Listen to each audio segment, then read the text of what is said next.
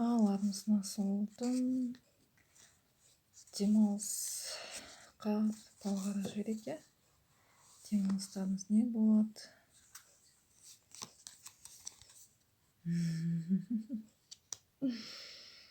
Жақсы өтеді екен. Керемет өтеді демалыстарымыз. Бітпеген істеріміз бітеді. Көптен күткен бір жаңалық, көптен күткен бір іс, көптен біте алмай жүрген бір істеріміз бітеді. Құдай қаласа. Мына жерде біреулер ренжіп отыр екен. Ақша, қарыз. Түсінем, қымбатшылық қазір елдің іші. Білде мені тосып отыр екенсіздер. Сабыр түбі саралдың сарғайған жетер мұратқа дейді. Құдай қаласа істеріңіз оң болып, жетесіздер аңсаған армандарыңыз, қиялдарыңыз, қандай арман тілектеріңіз бар. Қарызы өтелмей жатқандар қарыздарын өтейді, несиелерін өтейді, айлықтар түседі. Шәкірт бұл жәрдемақы күтіп отырып, үйге тамақ алам дейтіндер, Құдай қаласа жетесіздер, кішкене қалды.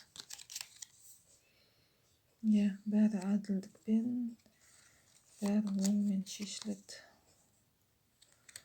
Мына жерде бір ашу дұшпан ақыл дос дейді. Бір жағдай бар, ер адамдар. Бәрін ақылға салып, кәдімгі үлкен адамдар, саналы адам ретінде шешіңіздер. Жаңа айтып кеткенде, ашу дұшпан, ақыл дос. Бұл жерде сіздер ашумен іштеме жеңе алмайсыздар, тек ақылмен жеңеді үлкен адамдар.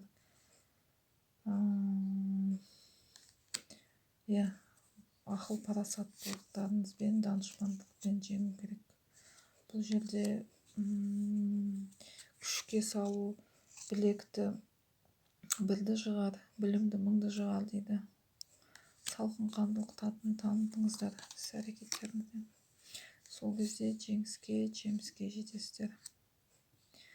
Кішкентай бөпе емес, үлкен адам, ересек адам сияқты ойлаңыздар. Құдай берем десем аямайды. Бір жаманшылықтан кейін екі жақсылық. Құдай қаласа.